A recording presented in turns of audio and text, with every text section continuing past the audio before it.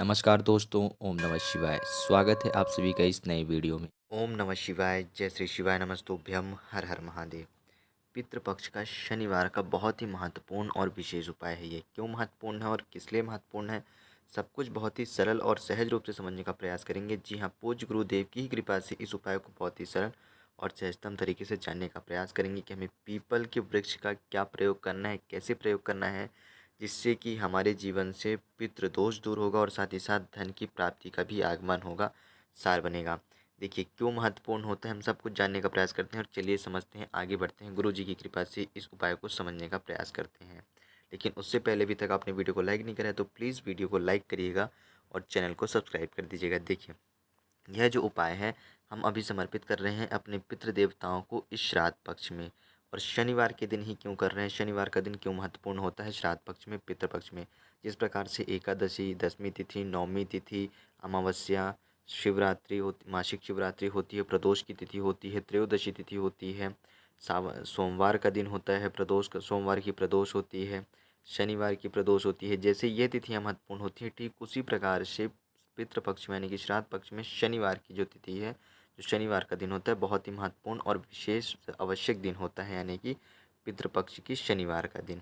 तो यह जो उपाय है पितृपक्ष के शनिवार के दिन कर रहे हैं और शनिवार का दिन हमारा शनिदेव को भी समर्पित होता है और वहीं देखा जाए तो साथ ही साथ हमारे आराध्य भगवान वासुदेव को भी समर्पित होते हैं, यानी कि नारायण देव को भी समर्पित होता है। तो हम शनिवार के दिन अपने पितृ देवताओं को याद करेंगे पितृपक्ष में, साथ ही साथ पितृदोष दूर होगा।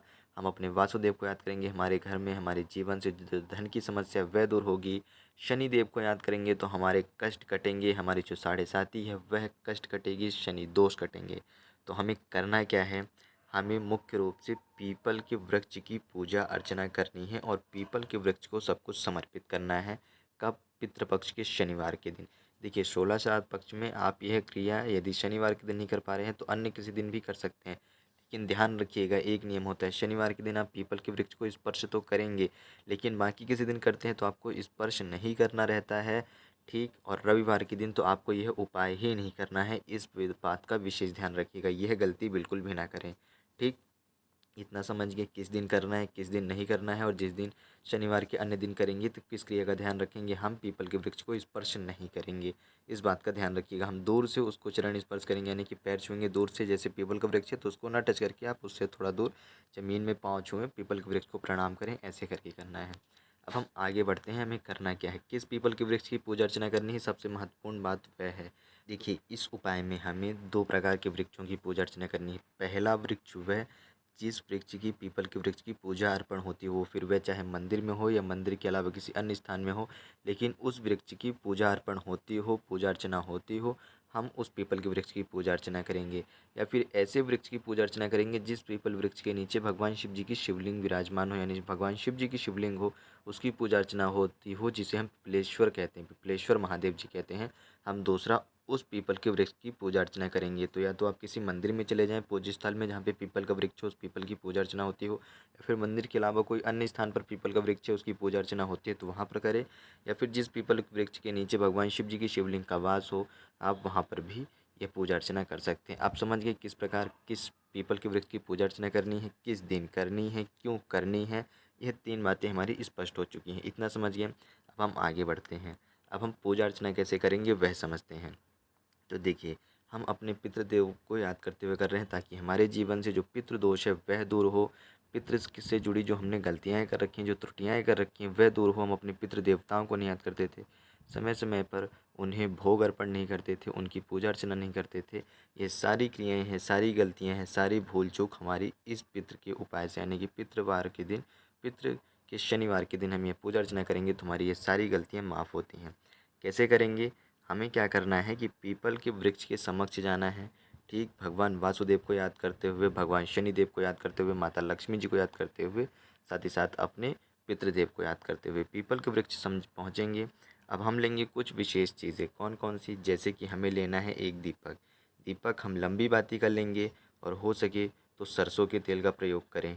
ठीक, या फिर काली तिल के तेल का भी हम प्रयोग कर सकते हैं। लंबी बाती का दीपक लेंगे, मिट्टी का दीपक लेंगे, अच्छी बात है।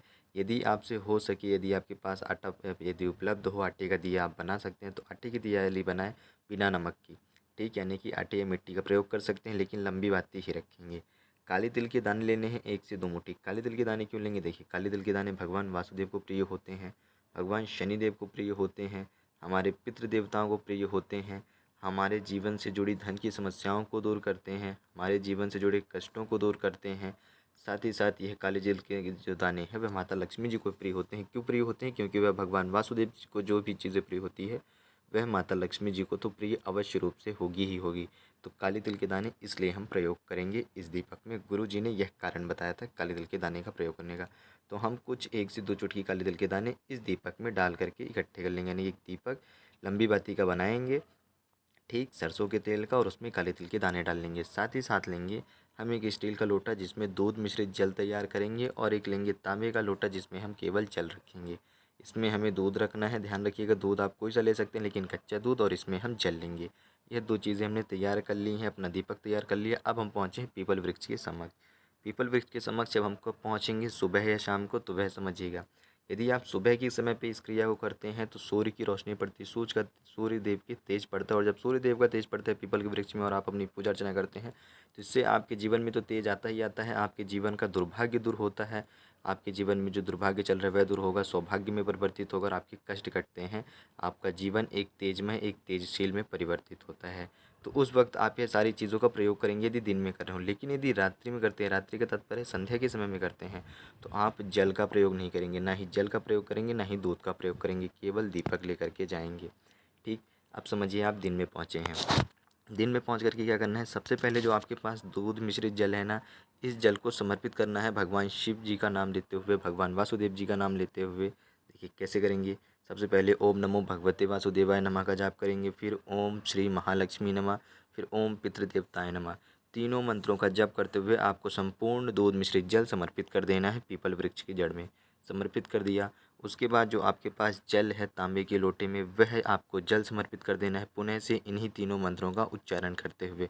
फिर से जल समर्पित कर दिया। जल समर्पित कर देने के बाद आपको इस पीपल वृक्ष की परिक्रमा करनी है। कितनी बार परिक्रमा करेंगे, तो या तो 3 बार करें, ठीक, तीनों मंत्र का नाम जपते हुए, या फिर 7 बार करें तीनों मंत्रों का नाम जपते हुए, यानी कि तीनों मंत्र को जपते हुए।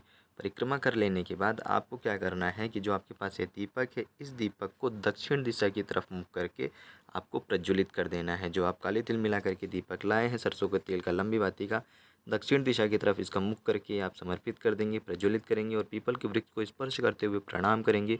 और जो भी आपकी प्रार्थना याचना है आपको कह देनी है भगवान वासुदेव से, यानी कि धन से संबंधित जो आपकी प्रार्थना याचना है वह कहेंगे, माता लक्ष्मी जी को याद करेंगे, महालक्ष्मी जी को, और इसके बाद अपने पितृ देवताओं को याद करेंगे। जो भी आपसे भूल चूक हुई है अपने पितृ देवताओं से माफ़ी मांगते हुए, उनसे क्षमा याचना करते हुए, और उनसे यह आशीर्वाद मांगते हुए कि उनका आशीर्वाद सदैव आप पर बने रहे, उनकी कृपा आप पर बनी रहे, आपके जो घर के कष्ट हैं, जो संकट है, उनको आपके पितृदेव सदा अपनी कृपा बनाए रखें और सारे कष्टों को आपके जीवन से दूर रखें। इस प्रकार से आपको ये अपनी यह क्रिया करनी है।